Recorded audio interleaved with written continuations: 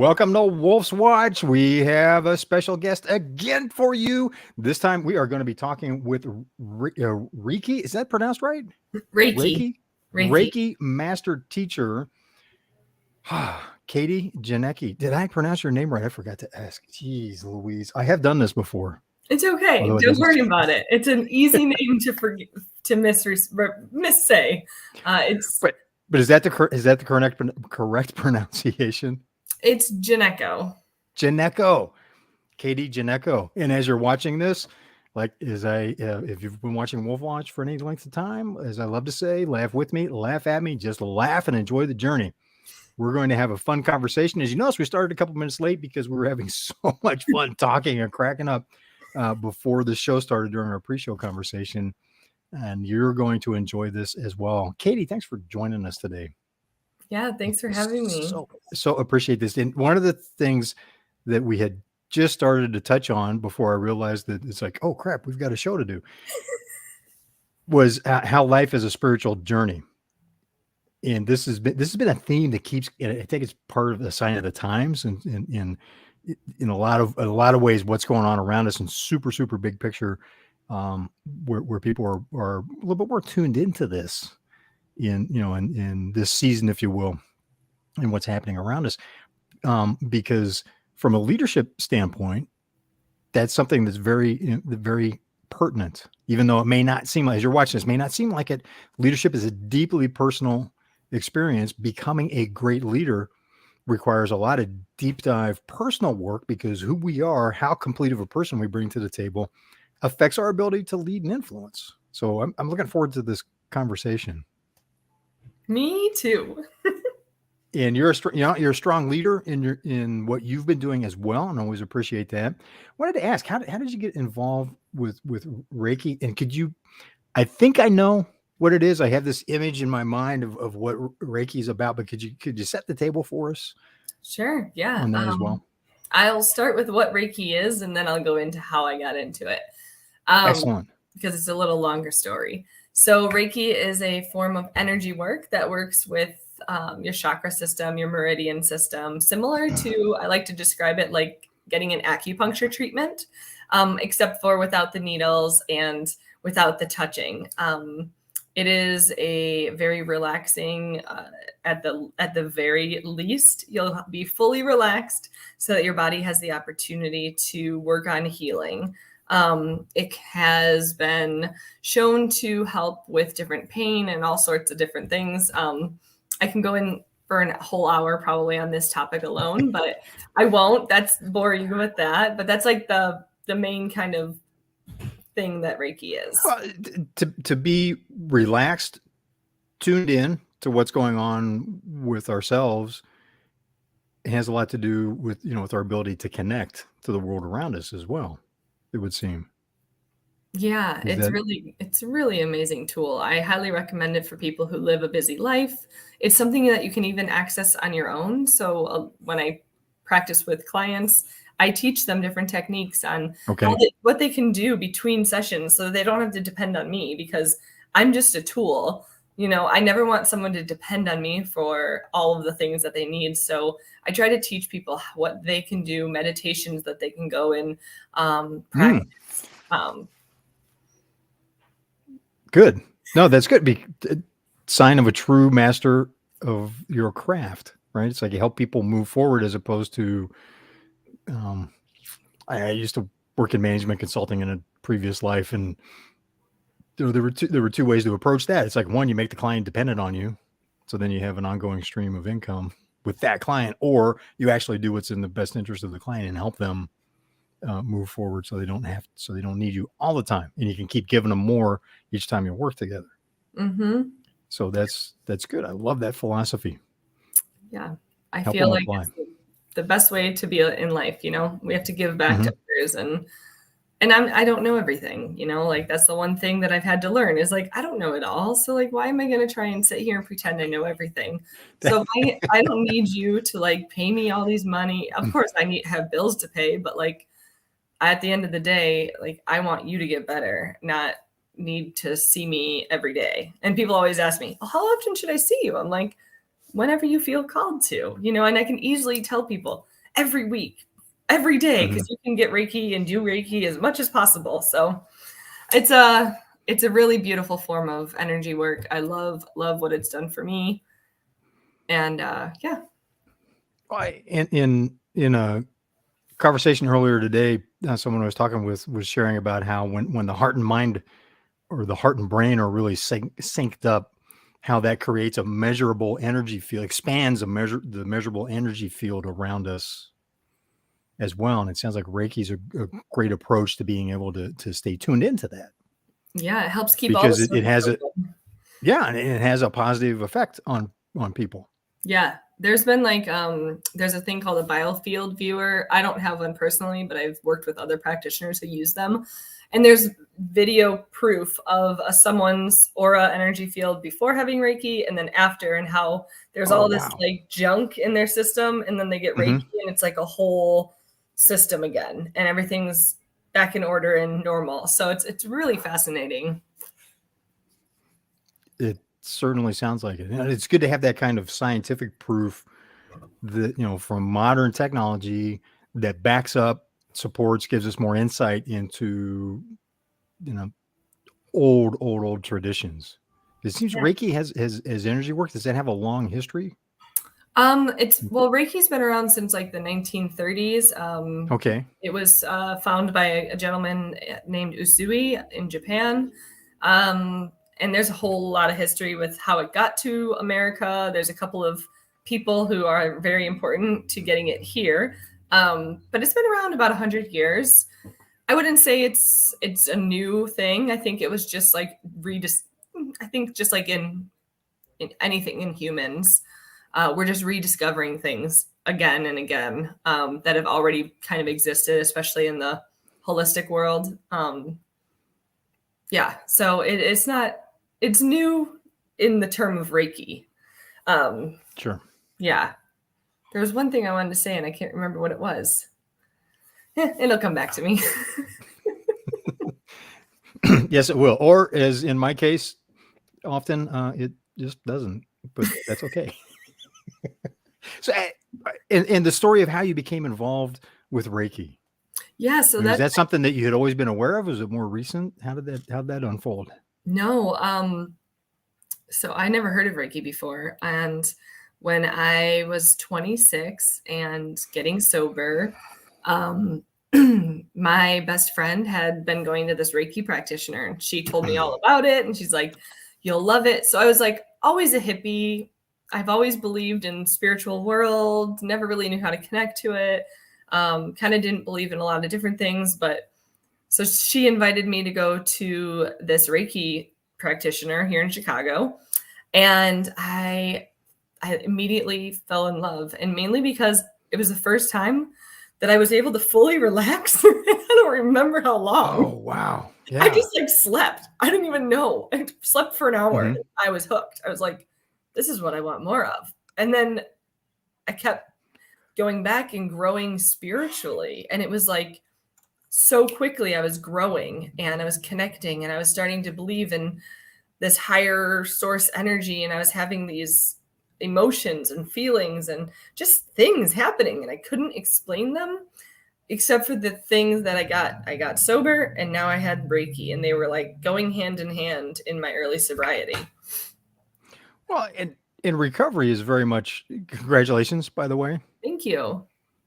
That's awesome. I got sober at the same age. I was 26 when I Nice. got sober, and the bringing that technique, those tools into recovery makes a lot of sense because it's truly mind, body, spirit that needs to be dealt with. The physical, the psychological, and the spiritual, in order to truly get ourselves together as a whole person and move on in recovery.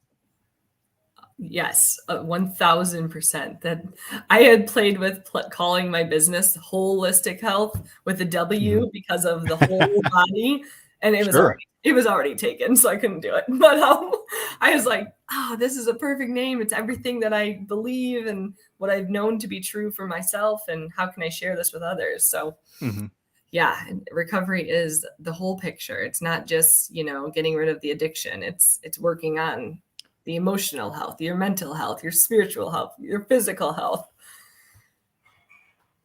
Absolutely. There's so much more to it. It's like, because as I've heard it said, it's like if it was just the substance abuse, it'd be easy. So you could just go like the Bob Newhart sketch, if you've ever seen it, where he just looks and goes, "Here, listen very carefully. You may want to write this down. Stop it."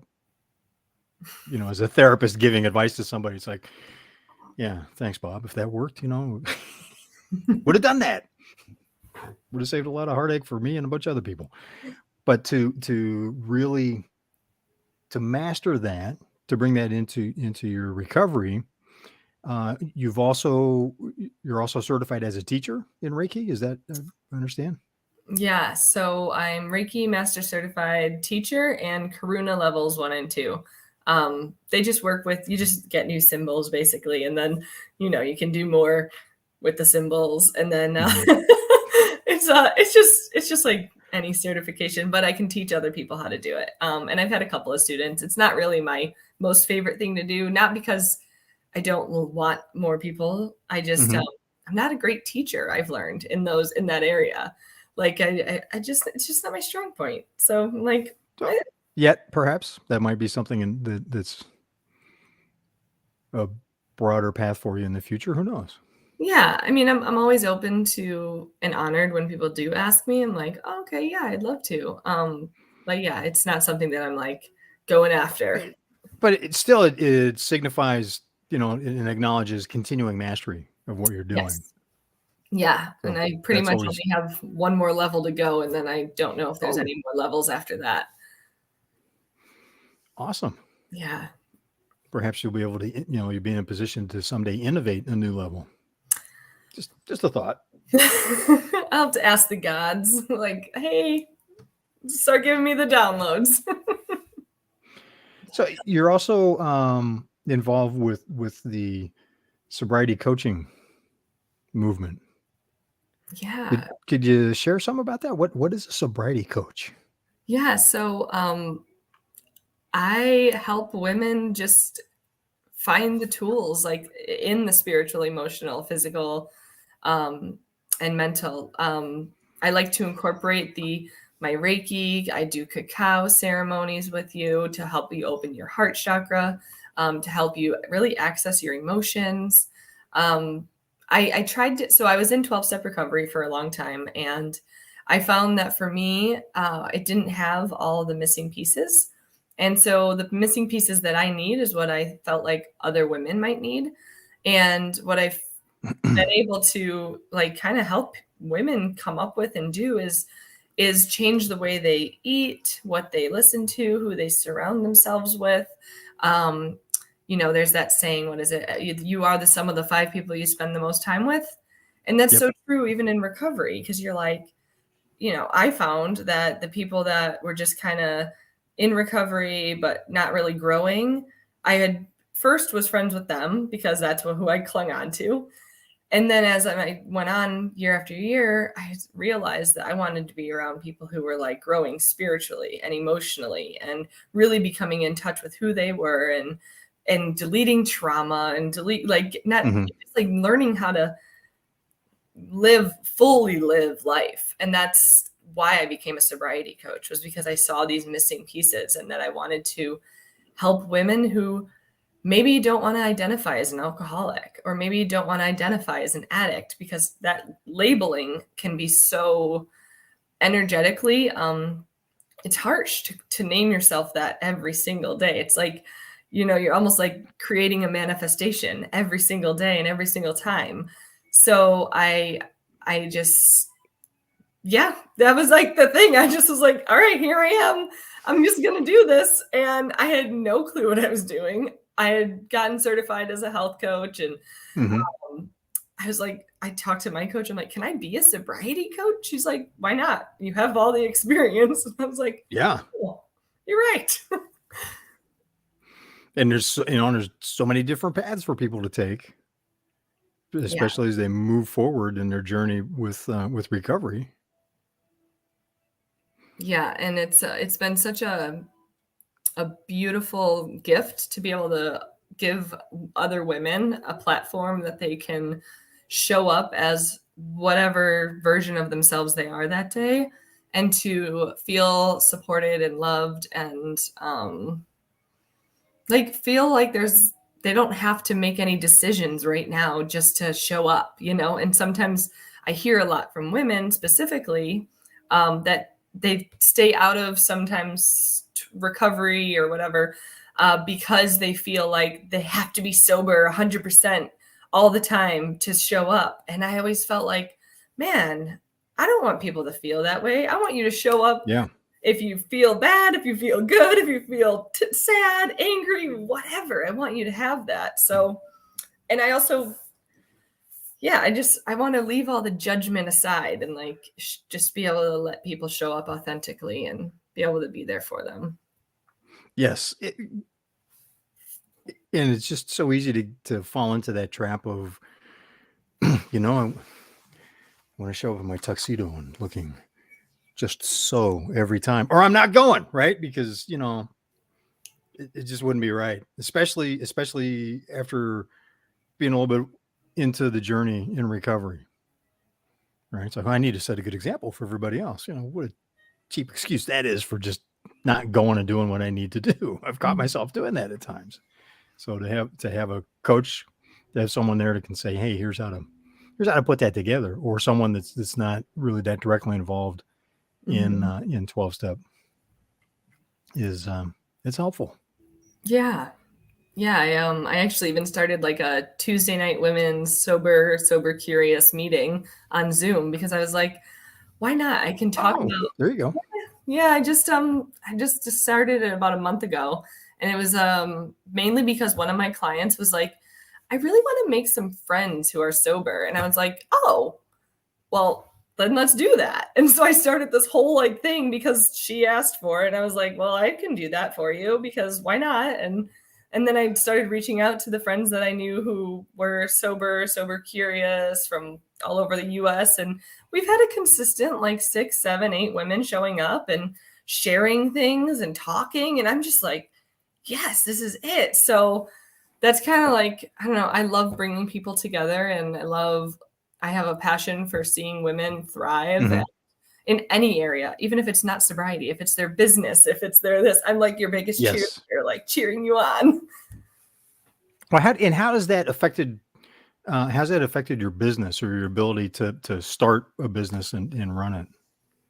Being the cheerleader, Or well, no, just the whole journey in sobriety, being involved oh, with Reiki, doing the energy work, yeah. the focus on. I really have been working. I no longer say the spiritual aspect of life, because life is a spiritual experience. It's just a core fundamental fact. So it is bringing that, continuing to develop that and connect with that perspective, the energy that's around us. How has that affected your journey as an entrepreneur or as a businesswoman? You know, it's always a roller coaster. I'm not going to lie. As a woman in business, one of the things that I think needs to be talked about more for women is like the connection between our menstrual cycle and how we do business, and the moon cycle. I mean, it's so important. And I've had several of my women friends who study this type of thing and who've really helped me, because the thing that I found is that I can't always be on. And I always felt like I have to be on, I have to be ready, I do.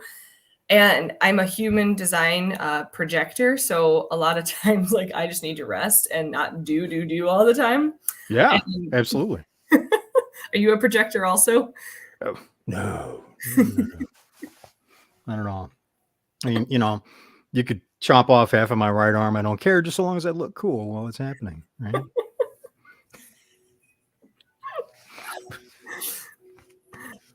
No projection at all. Yeah. So But that touches on, it's just, it brought to mind something you said earlier about your early experiences with Reiki, when like the first time you really had deep sleep. Yeah. deep relaxation. And it's so important, and it's backed up by science, that in terms of regenerating, of healing, staying healthier longer and later into life, it's hugely important to have solid rest periods and a good rhythm with that. Not just sleeping at night, but also having a rhythm during the day, so that we're getting through the day in a intense focus, but then, back off, relax a little bit. And, Mm-hmm. Yeah. Something that I practice myself is taking a lot of breaks, and remembering that's okay. And you just kind of touched on that, just mhm. like sitting back, and that's what I like to teach others, especially when I work with them, is one of the things that they always think is like, oh, I have to be on. I don't have time for self-care. I don't have time for this, that, or the other. And I'm like, you don't have 5 minutes once an hour to even 2 minutes, even 1 minute every hour to sit down and reconnect to your breath. There's a breath work technique that calms anxiety, and it's literally like 60 seconds long. It's a 4 seconds in, hold at the top, 4 seconds out, hold at the bottom, repeat 4 times, and you're done. And so I always tell people, like, if you don't have, however long what is that, 24 times 4, a minute and 20 seconds every hour to do something that will serve you and actually get you back into your body and help you realign and get conscious again to the work that you're doing, you're going to be more productive. You're going to be able to show up more by taking that little bit of time out for yourself. So I always take time for myself. Like, I take time in the morning. I have my morning routine. I do my little journaling exercises and all of that. And then I take a break to eat. I always make sure to eat. Like, breakfast is super important. I give myself Reiki. I meditate. I pray. I kind of do all these things that I've found to be super successful for me and have helped me to stay more consistent and to um, like figure out how to juggle the craziness of being an entrepreneur and building a business and building another business while having another business. And it was like, for a while there, I had like my business that I had built for 7 years that I just closed while building another business, going to school, taking a trauma class. And like, that's a lot. And if you don't take time to like get right with yourself every single day, there's no way you can juggle it. And if you are, you're going to hit burnout, and you're going to be like really, really high one day and then just like crash and burn and either quit your job or like blow up on your neighbor for no reason, or you're honking your horn and, getting in fights. And Leaning out the window of the car, screaming at the car in front of me. Never done that. Nope. You can't do that in Chicago. We have signs on our highway that literally say avoid road rage. Yeah. No, LA's like that. It is still one of my favorite movie scenes of all time, and it's still relevant today. It was from the 1980s with Steve Martin. I think it was LA Story. It's like early in the movie, Steve Martin's driving one of the freeways in Los Angeles, and all of a sudden he's like, "Oh, I forgot!" And he starts fumbling in the glove box, and he pulls out a gun, and it's like, it's open motorist season, or it's open season for motorists, and it's like there's just pandemonium on the freeway, and it's probably a skit you couldn't do today, but it was so on topic at what was going on in LA at the time that the movie came out. And it still seems to be like that sometimes. It's just, you get so many people in any of the major cities packed in traffic, and they're sitting and trying to get somewhere, and they aren't doing the breath work once an hour. And they're having a hectic day. And all of a sudden it's like traffic stops, and you're looking around, and it's like, there's no obvious reason for the traffic to be stopped, or somebody cuts you off, and it's like, boom, there it goes. Somebody's finally hit their moment, that it was the final straw. I was like, yikes. Okay, well, thanks for letting me filibuster on that piece. Yeah, no, I was actually gonna put something in there real quick, just because please. So in like the last couple of years, I found that in driving my car, I was getting agitated all the time. I was like, God, I'm always in a rush trying to go from here to there. And I realized that if I put on really good music, not like the music like rap or anything like that. Not that that's not good, but like really uplifting, positive message music, I was calmer when I drove. And it started with Frank Sinatra radio. And I would listen to Frank Sinatra Frank only Sinatra radio. That's surprising. I while love that. driving my car, but it kept me calm. Like the music was like swaying and it reminded me of my grandma. And I was like, yes, God's with me. I got this. Um, and then it turned into, I started listening to this Christian rock channel, K-Love. Oh, And I wow. literally don't listen to anything else now. And I'm not Christian, but the music is so, the message is really powerful and really, Yeah. really good to listen to. And it, honestly, when I'm driving, nothing can bother me. I don't beat my horn anymore. I don't like get angry. I just drive and I'm like, all right, K-Love is on. I'm jamming out to God. Well, that seems to tie into what you mentioned earlier about what do we surround ourselves with, what do we immerse ourselves in, moment to moment, day to day, and excuse me, how that affects us in terms of our being present in the moment. Yeah. Yeah. I And like to listen to a lot of educational CDs, and every once in a while, I'll catch myself sitting at a long traffic light and I'm staring at watching the counter on the player on the radio in the car because I'm listening to something and I'm like, oh crap, oh I gotta drive. No, it's like, give me another 30 seconds. I want to hear the rest of it because I'm really focused on something they're saying. It does completely change the mood of my drive time and how I interact with people. yeah. Yeah. So that's that. When we spend a lot of time in our cars, a lot Makes of me us, much more likely to wave with 4 or 5 fingers right? when I'm saying hi.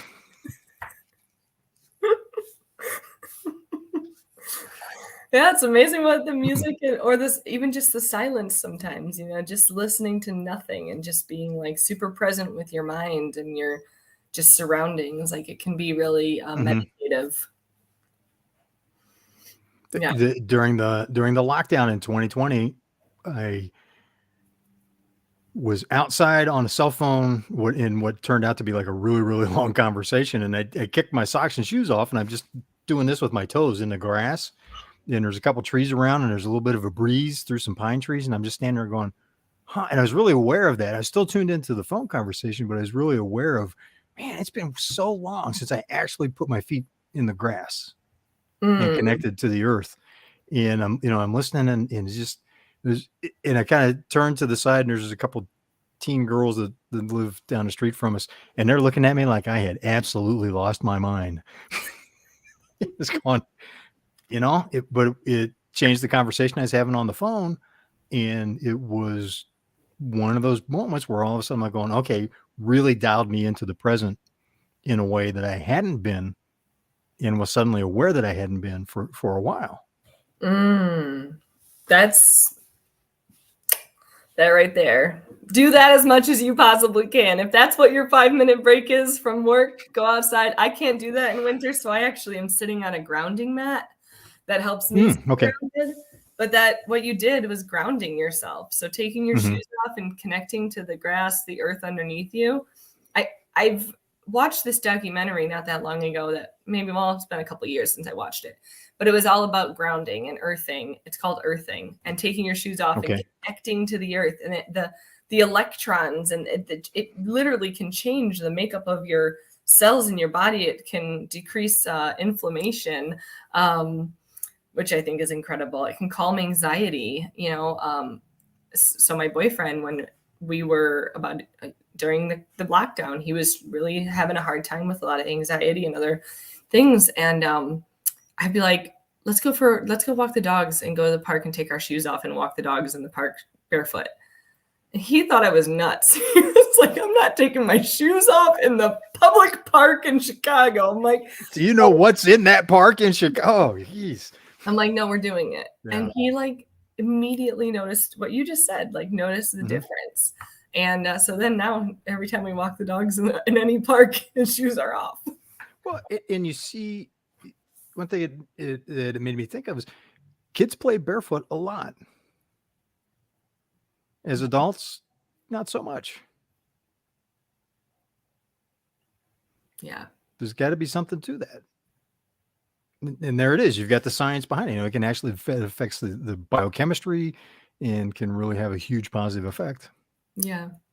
And if anything, it feels great. Honestly, like feels so good. It's like the best feeling ever underneath your toes, I think. As you're watching this, if you're not agreeing with us, here's what you got to do right now. Go leave this on so you can hear it. Go out the nearest door and get your bare feet in the grass. If you don't have grass, dirt works too. Just wipe your feet off before you come back in. We'll still be here, but give it 60 seconds. See what happens. Mm-hmm. We'll wait. Go ahead. So what do you want to talk about while everybody's out putting their feet in the dirt? It can be see, as you're watching this is what our pre-show was like. This is why I was 5 minutes late in getting this broadcasting today. This is great. I appreciate, Katie, that you're so willing to play along. Oh my God, I love it. I love it. And then like the last thing, just like to say one last thing about what you can do in your work day, especially if you work from home, is to turn your bathtub. If you're feeling really anxious, right? So I always tell people this too, because this is what I do. If I'm feeling really anxious or I'm like having a hard time staying focused on the things and the tasks that I have to get done, I'll draw a bath literally, and I'll come back and do the things that I know I have to do, and I'll maybe have a 15-minute window when I'm about to take lunch or whatever, and I will literally just go lay in my bathtub for 15 minutes and do nothing but lay there. And like it resets everything. It calms my nervous system. And I know maybe not everybody will have that experience, but we're made up of water. So if we submerge ourselves sometimes inside of water, it can really help to regulate our nervous system. And it does for me every single time. So in Chicago, we deal with, the gloomy weather for about 9 months. And the bath is a very good place to be if you have the opportunity in the middle of the day, if you're really anxious, to just go hop in it. And you can time it really pretty well if you are working from home. Well, isn't that part of the reason for having saunas in jacuzzis at a lot of the major exercise centers? Mm-hmm. Because it helps with refreshing body after we do a hard workout. Yeah, that's great. As a general principle, though, that ability just to help the body just relax in a way that's hard to do without having a nice warm environment. Mm-hmm. Yeah. So those are just some things that you can do between Reiki sessions. The things to do to help keep you sane during a stressful day, especially working from home. Yeah. Well, that's been a big shift in the last couple of years. There's a lot of people that never in a million years would have dreamed that they would work from home for any length of time, let alone actually enjoy it and be productive. My wife and I, as an example, I've been working from home for a number of years. Before that, suddenly she's working at home, and at first it's kind of like, well, I know. Now she loves it. Mm-hmm. She's like, oh my gosh, wish we had done this years before. And I talked to some couples where they had a challenge with working, because you have multiple things happening at one time. Husband and wife are home. Now they're together all day long working, which they haven't. The kids are home, which puts another layer on top of it. And it creates challenges. Mm-hmm. For us, it was great. It actually strengthened our relationship. We had a lot of fun with that. We tease each other and giggle back and forth. And sometimes I'll be doing a discussion like this live, and I'll say something, and if I say it loud enough, she can hear it in her office, and all of a sudden I'm hearing my wife's laughing about something. I go, oh, that must have been good. I got her laughing. Oh, that's she just said, yes, I can.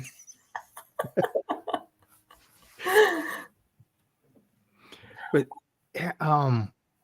so the focus is that part of what we get, that playfulness, that connectedness, that ability to deal with other people, to work with other people, relate to them more effectively. Is that an outgrowth from the Reiki energy work as well?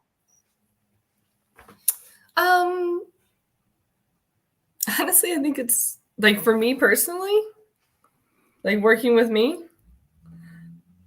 sobriety. I think that's where I can get it to. Reiki has been, yeah, Reiki has helped and can help get back to who your true nature is, because it helps you kind of declutter all the junk that got in the way in the first place. But yeah, I think like just living life, like appreciating life, gratitude. Gratitude is a big one. Like gratitude has given me this Yes. opportunity to just be like, oh, life is worth being grateful for. It does not, nothing else matters. Like we showed up on the right side of the earth today, and everything else is a bonus.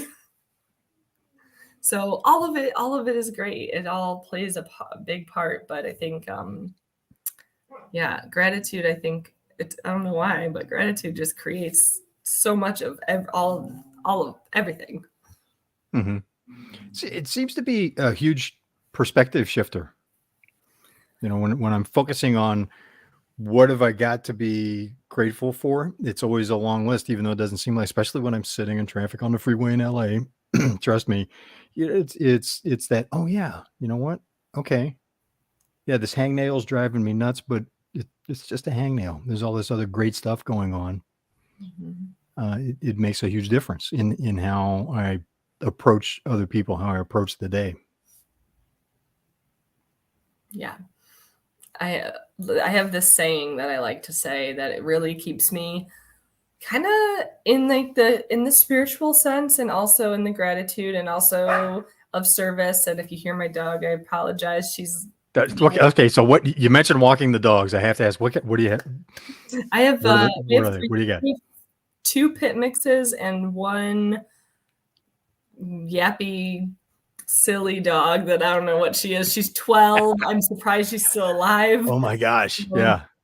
and she has been like my ride or die. Literally, she's gone through the trenches of my addiction and seen me get sober. And I always have to just be like, it's okay, Daddy. I get it, because I was a semi horrible mother. I mean, I was pretty awesome to her, but not very present. And yeah, so we've got 3 dogs living in the city, 365-pound dogs living in the city. Wow. What we call real dogs. They are real dogs, yes. Most people are scared of them, which makes me feel good because, you know, it's like, That can be a good thing in the city. Yes. yeah, yeah, it's nice. So, Oh, good. mm-hmm. Oh, yeah. So back to the saying I was going to tell you. Hmm. Yes. I like to say this saying every day. It's God does for me, not to me. And that allows me to really just show up in that, like what you said, the playfulness, the life, and everything. It reminds me that nothing that happens or nothing that has happened to me. It happened for me to grow and be of service to somebody else, or to show up to somebody else so that I can, you know, listen to them talk about whatever they're going through and be able to share my experience and actually know it because I went through it. And so that one, God does for me, not to me. I think about that every single day, because I've gone through a whole lot of stuff. You wouldn't know it looking at me, but if Yeah. you knew the things that I've been through. Well, it sounds like a conscious decision to look forward and look to the positive, as opposed to getting caught up in it's the right way to put it. You know, getting caught up in the drama of what's happened. You know, Yeah. accepting. I heard someone, you know, a friend of mine in recovery was speaking, and he made a statement. He goes, "Look, these things happen. I have these experiences. These things happen, and they just are. But I want to put a judgment on it, you know, and I can't accept it, and that becomes the source of all of my suffering in life, because I'm not accepting that this is just what it is. I want to make it something else, you know, or I keep wanting to change the past, and that's a big ask right there. Let me tell you, Mhm. but you know, and have that perspective of, look, it's happening. It's happening for me. And Yeah. it's also a theme, a mindset theme that I hear from all of the successful people, all of the top performers that I talk with.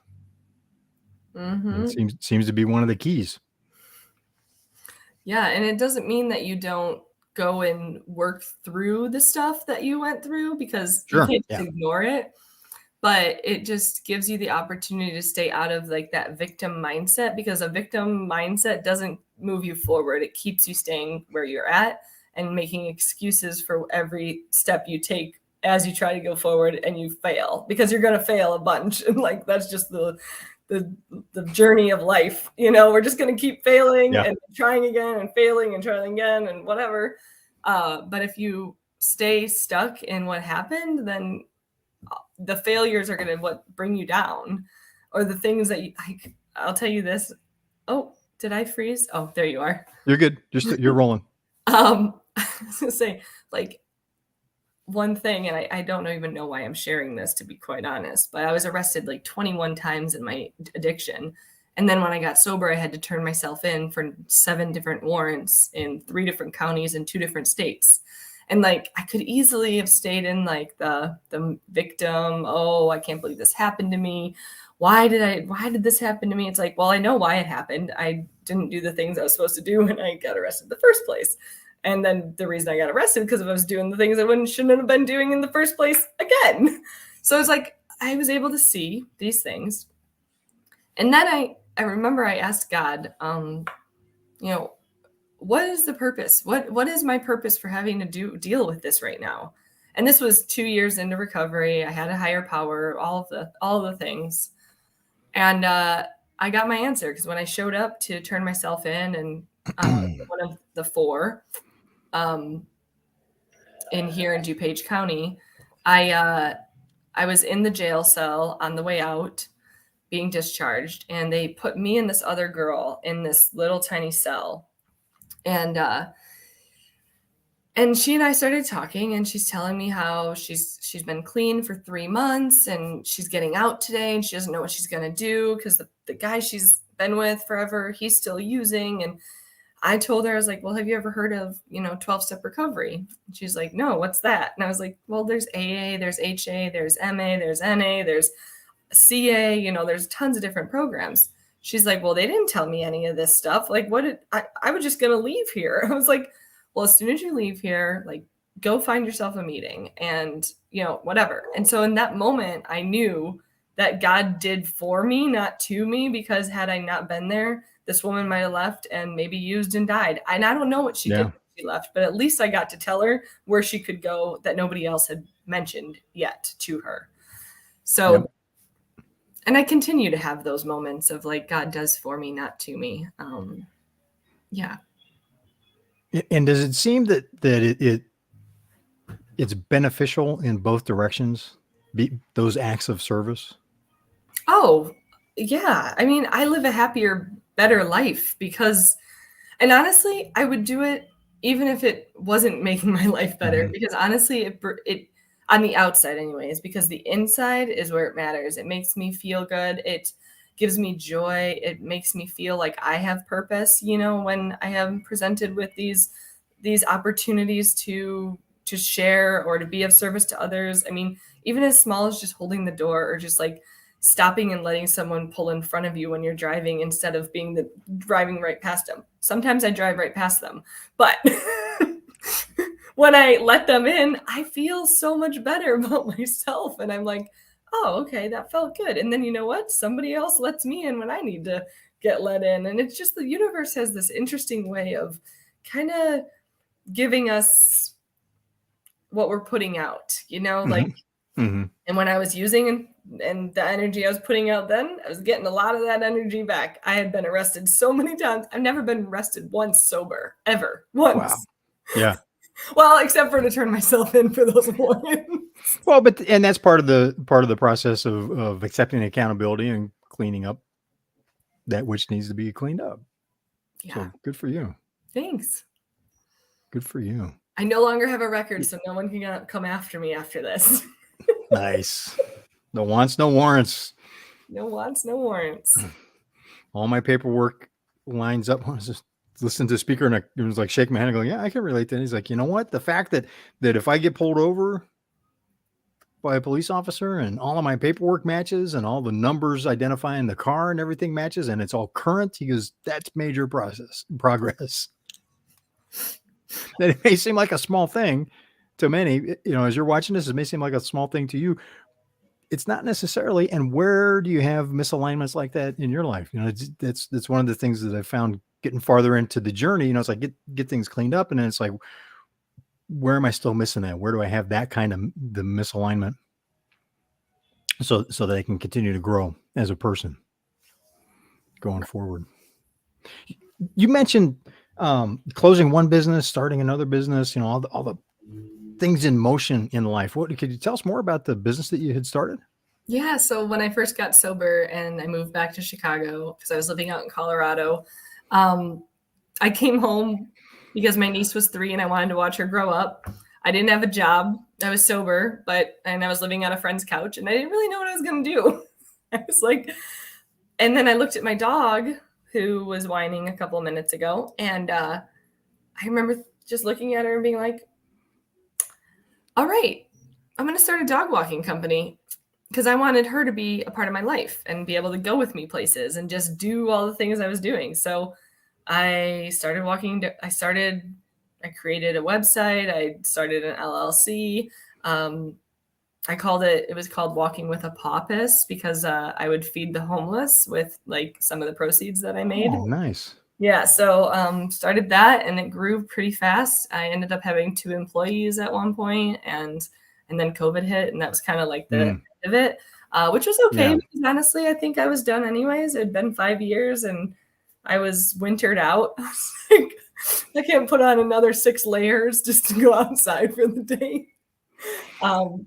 But I still am friends and I get to see all of my clients, old clients, their dogs, their families, which honestly, like, again, back to the sobriety thing, I never would have cared about the people or their dogs back when I was drinking or doing anything. Like if I quit a job, I just quit and didn't like ever think about it or think about the people that I was working with or keeping those relationships. And now this was my first thing that I had quit. I mean, it was for 7 years I had this business. So it was the first time I said, hey, I'm done. And I've still continued to have friendships and relationships with them all and even dog sit for them once in a while. So yeah. Yeah. That was I just wanted to acknowledge Tom again. He's joining us. Thanks for being part of the conversation, Tom. Hi, Tom. He has a rocking podcast that he does. He's a strong leader and a successful entrepreneur as well. Nice. Very nice. Yeah, so it's that shift in perspective of, oh, wait a minute, let me do for you that we miss when we're in the cups, so to speak. Yeah. Always like, where can I get? What can I do? What like let me lie over here so that I can do this thing over here and then try to get away with it over here. It was like this constant puzzle and game and piecing. And I still catch myself lying at times. And I'm like, whoa, where'd that come from? Like, why did I just lie about something so stupid? It's always the silliest thing too. It's like telling someone I went and got milk when really I got coffee. Because I didn't want them to judge me that I got coffee. So I would like tell them I went and got into the grocery store to get milk. Oh no, not the evil coffee. Oh, the evils of the coffee drinkers. And I drink coffee. Yeah. I totally understand that. So now but then what was have you started another business since? Yeah. A new venture? I've got like a couple, I started a sobriety coaching for women and which encompasses the coaching, but also I host events at my office. So all for women, not only just sober women, but just women who want to grow spiritually, who want to connect with other women that are on the path of growth and healing. So I host monthly cacao ceremonies in my office in Chicago. I host sober sip and paints. I found a passion in painting. And so I wanted to share that with other sober women because creativity helps you open your sacral and root chakras. And a lot of women, their root chakra is off balance as well as their sacral because of past trauma, but also generationally. just the way the countries have been run and all those things, like we carry a lot in our roots. And so it's good to find ways to kind of activate those things. So I host different events at my office. And then I've got like a passion project that I'm very, very excited about, that I'm currently writing my business plan for. And it's part of my like 5-year plan of how to build a nonprofit and a for-profit that will fund the nonprofit. And it'll be here in Chicago and hopefully global eventually. And it's been a dream of mine for about 7 or 8 years. When I got sober is when it started.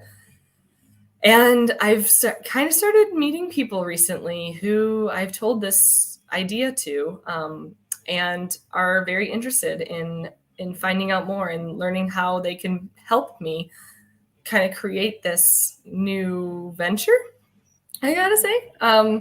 And it's really just, it's for women who are coming out of being incarcerated or rehab, who are looking. Oh, wow. It's similar to like a sober living type thing, but Mm-hmm. and it will be sober living, but it's going to have a farm to table restaurant and market and farmers market, and it's going to be inclusive with the neighborhood to bring more growth in the neighborhood, but also bring fresh produce and cooking classes, and then teach all the women who live there how to like do anything that they want to do. So whether it's whatever job they want, whatever passion, whatever their dreams are, like I want to help them find those things and then help them build success. So, I want to have lawyers and people who can help expunge records and financial advisors to help set these women up so that when they leave, they're actually leaving with a full life, like ready to like step into it and fully be integrated into whatever their next step is, and regardless of where they came from, and that's the thing that I hate about our system, is that if you're in the system, it's so hard to get out of it because nobody teaches you how. They just slap you on the wrist, you do your time, you come out, and then there's nothing. You can't get a job if you're a felon, you can't find a place to live. Like there's so many holes. And I'm like, all right, well, then let's start creating nonprofits to help these people. And I'm sure they're out there, but I don't know. I haven't researched to see what else is out there. There's certainly room for more, especially bringing the unique perspective that you're bringing to the effort of having been through some of that and saying, look, here's what's really needed. It's the system certainly isn't designed to treat the whole person and bring all the resources to the table to go, look, here's how you make the transition. If you truly don't want to keep revolving through that door and being part of the system, here's how you get off the ride. Here's how you get off that merry-go-round and move forward, and connecting with people that are willing to help. That's kudos to you. That is just like amazing. There's such a need for that. And as you're watching this, I want to draw attention to the fact that there's such a huge need for this, particularly with women that are building or rebuilding their lives after having gone through substance abuse, abusive relationships, getting caught up, being part of the system because of things that they've done or been pulled into through the associations that they have, and helping them move forward. And we get to see that. We get a front row seat in just unbelievable transitions and the incredible people that emerge from the effort that they put into getting clean, staying clean, living, and moving forward with their lives. And just, Katie, for you, the example that you set on this, so here's, I want to share something real quick. You got an invite from Tom to be on his podcast. So I'll make sure that we connect with that. And as you were saying, you're sharing the work that you're doing. Other people go, yes, hey, here's what I can help with. Tom points out he can bring financial guidance to the table, which is because we do such an incredibly bad job of economic and financial education as people are growing up and going through the school systems. But the example, coming back to the example that you said, just in the brief time that we've had to talk here, when you talk about 21 arrests in multiple states, and then to look at who you are today, I You shock know, myself every day. it's there's the proof that if, you know, with the people now, got to be willing to do the work, right? Which you were. When people were willing to do the work to make sure that we're bringing the resources to them. And the other hand, you know, when the hand goes out, going, okay, we got you. Here's what you need to do. We'll walk with you on that journey. And it's like, yes, that is so needed. Mm-hmm. Oh yeah. So, let me ask this real quick. If we met again in 10 years, looking back across those 10 years, what would have had to have happened for you to be able to say, you know what, this went way beyond my wildest dreams? Well, my dream is to help 1,000 women get sober, and to create this nonprofit. And so, in 10 years, I will be blown away that those things actually are in action and happening. And I mean, if they were global, like holy moly, that would be like mind blowing. But I do know it's possible. It's so crazy. I never believed in myself before because I was always beating myself up. And I've really had to work hard on believing that all things are possible. And so yeah, I think like 10 years would be like the like big picture, because 1,000 women getting sober, that would be so dope. Yeah. What an impact that would have. Yeah, that'd be so cool. And it would just change generational everything, so many things. Exactly. Exactly. And all the women that they would help. It's giving me goosebumps just hearing it and thinking about it. You can do it. I can see that happening. I can see that happening. I want to ask about your brand, the Body Talk Warrior. Yeah. Where did that, how did you come up with that? And can you tell us more about that? Oh, here, Tom's got a challenge for you. 1,000 times 1,000. Right. So get that 1,000 to help another 1,000. There we go. That's one. what it goes. I can do that. That's only 3 years if I got one person every day to help somebody else. And you've set the example for them on how to do the same. Yeah. So thanks, Tom, for that challenge. I love a challenge. I'm an Aries. So the Body Talk Warrior, my coach and I actually, Jen Loving now, sorry, apologies. Her and I were brainstorming on business names and ideas. And I really believe in like part of my coaching, because, you know, not everybody, you come in with sobriety, right? But then you have lots of different things that show up, whether it's health related or something else. And through Reiki, you know, I feel a lot of physical things that are happening in your body. And I'm able to tell kind of what's kind of going on emotionally for you based off of different pain in your body. I like to look up metaphysical reasons for literally everything. Like if you called me tomorrow and was like, hey, Katie, I've got some knee pain, I'd be like, oh, do you feel like you're stuck in a toxic situation?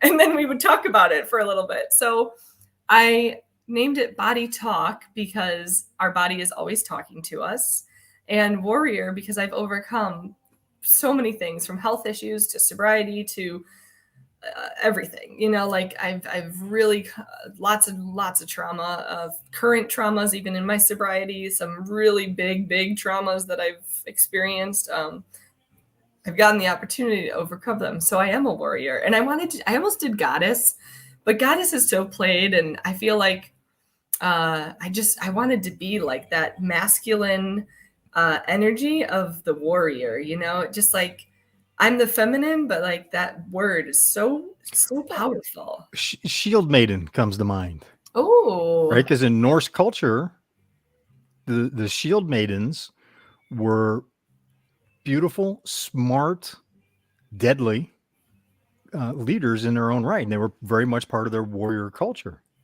Write this one down. Very much. It's still, because there is, yes, traditionally warriors, there's a lot of masculine energy to that. There's still a lot of feminine energy wrapped up in what a true warrior is about. Yeah. And I think that's part of what is the shift that we've seen over the last several decades, where we're acknowledging that more. You know, women are warriors and are very needed as part of the leadership culture, the warrior culture in our society. So yes, very much. Yeah. So, But still doing it without becoming masculine. right. I've Right? actually become more feminine, which is crazy. Really? Yeah. That's counterintuitive to use I have to use these big MBA terms every once in a while to justify my grad school days.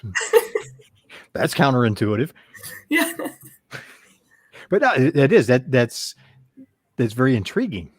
How has that come about? I think it's been coming like over time. I was super tomboy. But I think just fully stepping into this role in my life and really accepting that this was my path, because it was a part I had to really accept part of this. Like I like fought with it for about a year, back and forth in my head, like, is this really the thing I need? Do I really want to deal with? Oh my God, I don't know. And it was like constant. And then that one day I had that God moment, and it was like cling. And as soon as I accepted it, I was like, oh, this is who I am. And then, oh, this is actually who I am. And I started to realize that I actually really liked dressing. I mean, I always like dressing feminine, but I feel like I'm more softer because I'm more in like the flow of life instead of like the need to do to go everywhere, to be the things. And I was living that way for so long, which is the kind of more masculine energy, and learning how to really just embody the feminine, receiving, being in flow. And I learned how to do that honestly too through a women's group that I joined 4 years ago that I was totally not expecting to join. And they really made me feel empowered. And the word warrior makes me feel like super empowered woman.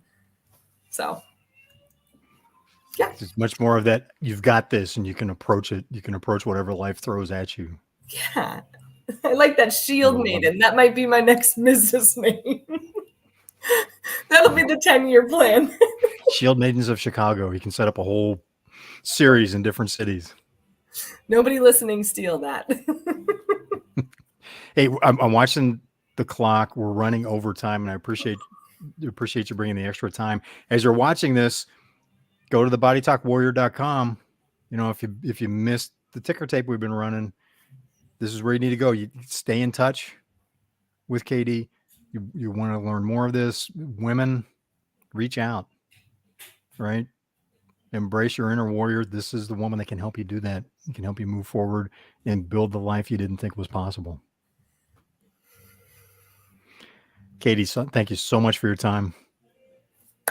Thank you so much. This was so much fun. It is. This is a blast. And as you're watching this, thank you for being part of the conversation. If you're watching this on the replay, get your comments and questions in. We still follow those. We'll respond. We're reading them. If you got a question, we'll make sure it gets answered. And we appreciate you being part of this. This has been Wolf's Watch. I'm Wolf, and I look forward to seeing you on the trail.